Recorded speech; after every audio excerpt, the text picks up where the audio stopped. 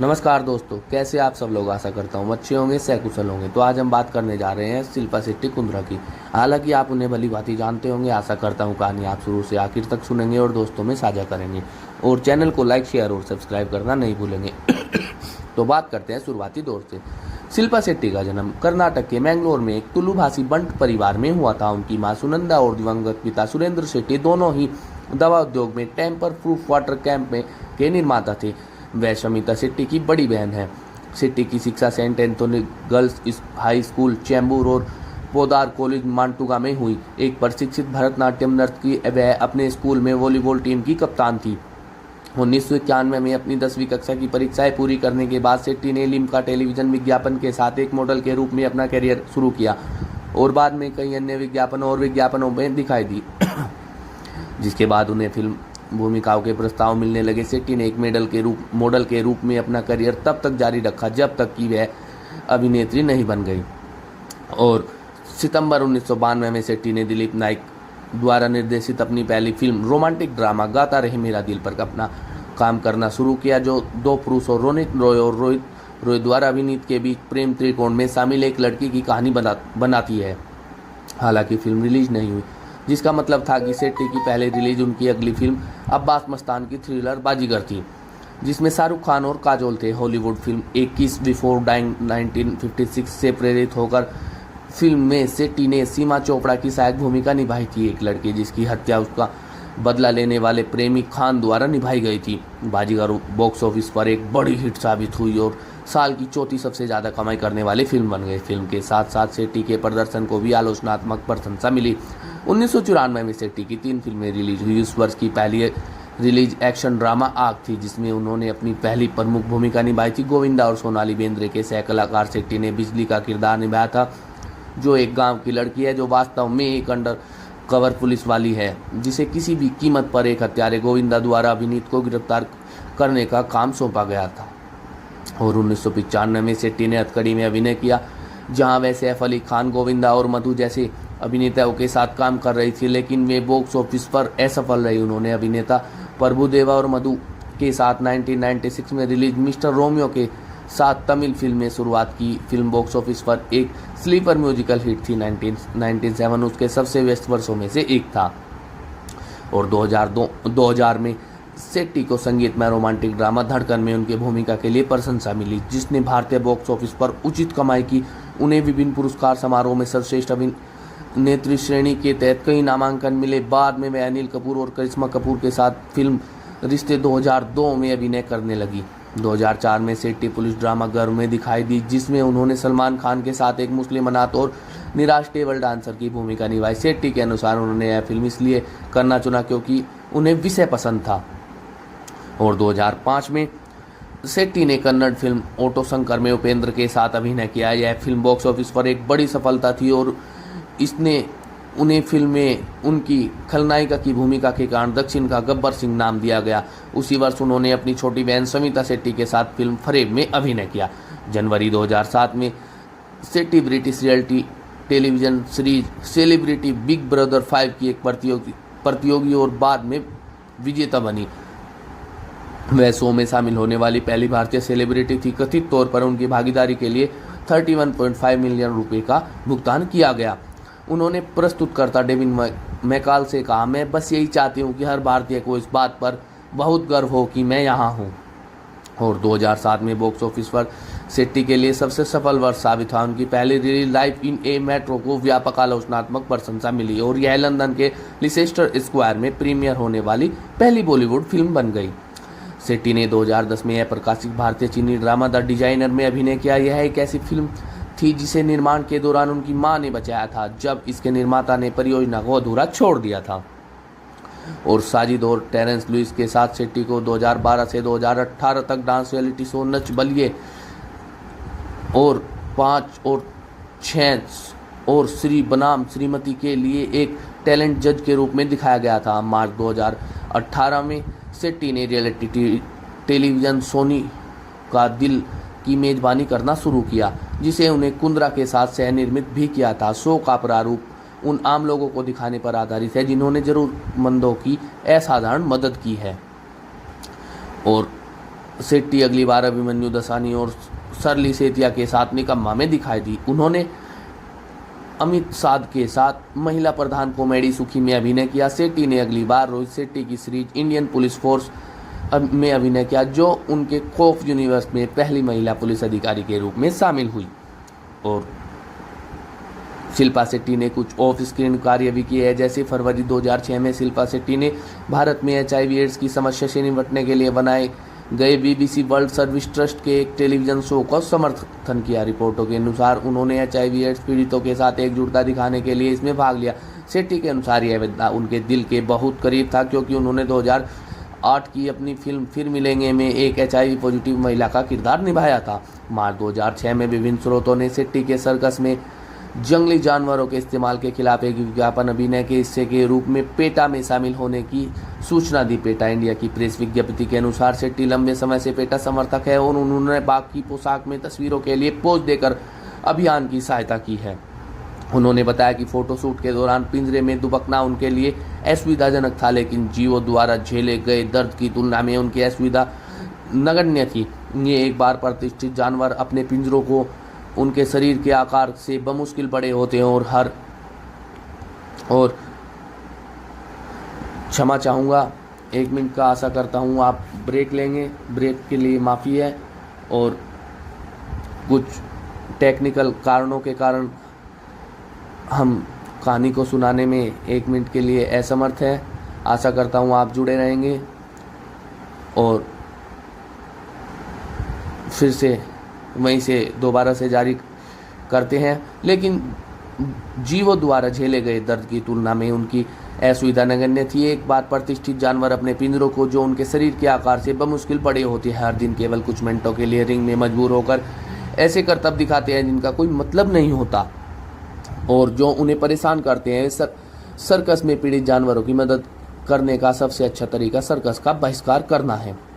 और शेट्टी कराटे में black belt रखती है। उन्होंने 2024 में अपनी फिटनेस योगी DVD लॉन्च की और फरवरी 2009 में एक शेट्टी और राज कुंद्रा 11.9 हिस्सेदारी के लिए लगभग 25.6 मिलियन अमेरिकी डॉलर का भुगतान करके Indian Premier League franchise cricket team Rajasthan Royals के सहमालिक बन गए। शेट्टी आईओसिस नामक स्पा और सैलून की भारतीय श्रृंखला के एक सहमालिक भी है।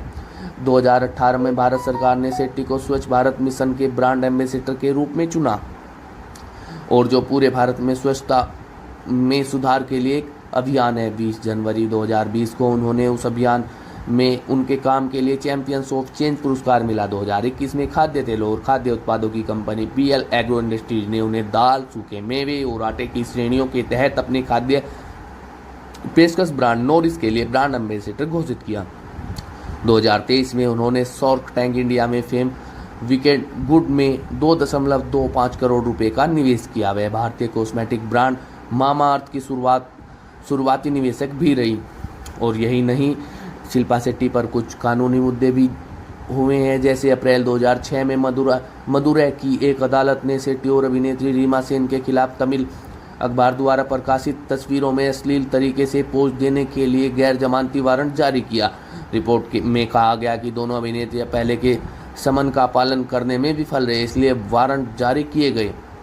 याचिकाकर्ता ने प्रस्तुत किया कि अखबार में अपने दिसंबर 2005 और जनवरी 2006 के अंकों में बहुत सेक्सी और मध्य ब्लोअप प्रकाशित किए थे और आरोप लगाया कि इनसे महिलाओं का अश्लील चित्रण निषेध अधिनियम 1986, युवा व्यक्ति हानिकारक प्रकाशन अधिनियम 1956 और भारतीय दंड संहिता की धारा 292 अश्लील पुस्तकों की बिक्री का उल्लंघन हुआ है।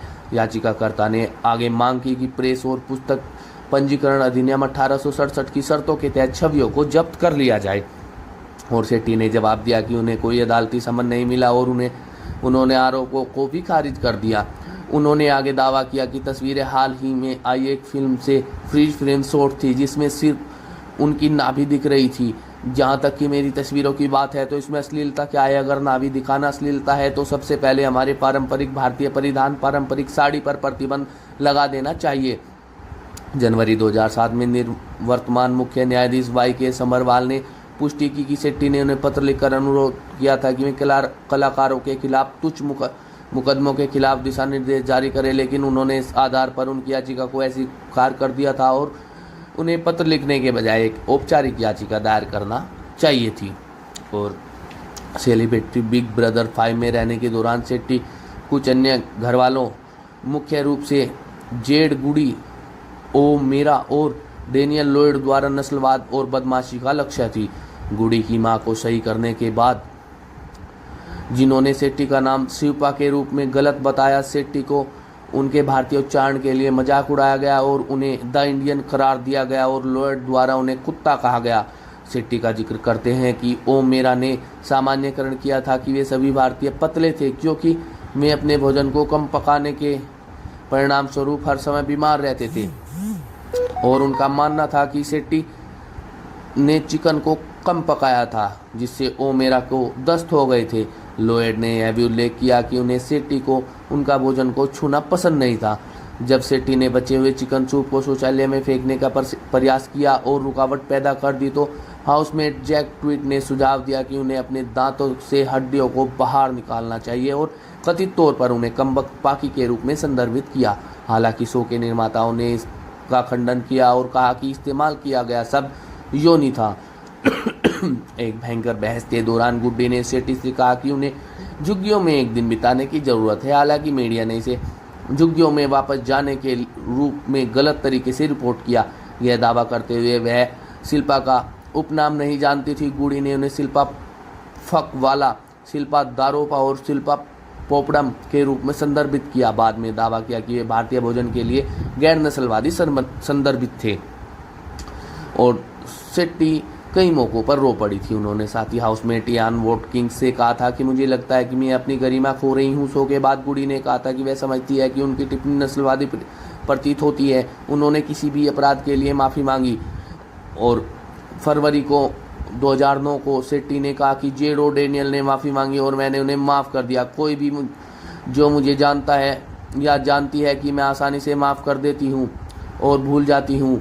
और शेट्टी ने कहा कि वह जो मेरा को माफ़ करना चाहती थी, लेकिन उन्होंने और अन्य सेलिब्रिटी बिग ब्रदर प्रतियोगिताओं को उनके संपर्क करने में कठिनाई हुई। गुडी द्वारा शेट्टी से उनके व्यापार के लिए माफ़ी मांगने के बाद ट्वीट में कहा कि वह माफ़ी मांगने से गुडी बहुत निराश थी।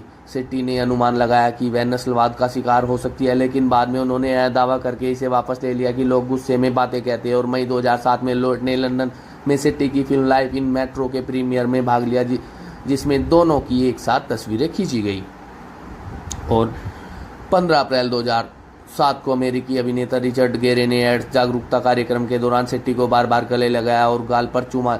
जवाब में हिंदू राष्ट्रवादी राजनीतिक पार्टी शिवसेना के सदस्यों सहित कई प्रदर्शनकारियों ने गेरे के पुतले को लाठियों से पीटा और विरोध प्रदर्शन कई शहरों में हुए, जिनमें वाराणसी, भोपाल, कानपुर, इंदौर, दिल्ली और मुंबई शामिल है।